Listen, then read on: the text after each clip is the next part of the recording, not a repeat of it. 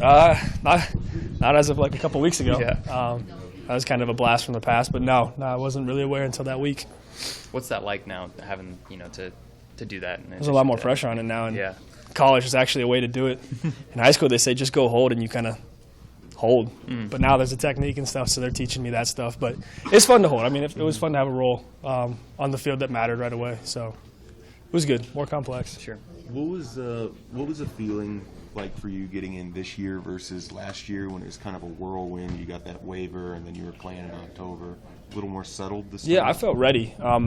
I think that's the way it felt out there. I felt ready to go. It felt good to be behind center and to know what I was doing, to be prepared, to be completely, like you said, settled. But it felt good. I thought the twos did a really good job. I thought they executed really well. Frosty kind of told us at halftime, when we get our chance, we want to know whose twos are better. So it was fun. I thought the guys did a good job. Hey, what's the challenge with the place kicking of the timing when kind of parts are switching, between? I think anything like that. I mean, those milliseconds come into play with stuff like that, and we have our stuff we got to fix. But I'm not. Honestly, the guy you should probably ask. Coach DeWitt and Coach Crespo know a lot more about that than me. I've only been here for a couple weeks now, so I'm going to leave all that fine-tuning stuff to them.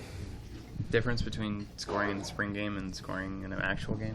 There's a lot more people cheering, I guess, at that point. Not that there's a lot more people there, but it was fun on the lights. But I mean, you're kidding yourself if I'm still not trying to compete. I think Adrian knows that competition is healthy and needs to be there now that I'm two. I kind of get to focus on competing with him now. So I'm pushing him, trying to catch him every day in practice and stuff like that. It keeps him sharp. It keeps me sharp. Yep. So make sure that there's no lag if something were to happen, God forbid. But it keeps that competition fresh and alive and keeps both of us sharp. Sure. What's kind of the feeling of just, I know all the games count here, but switching into Big Ten play and standings resetting at 0-0 and all that goes with it? It gives us a little fresh start.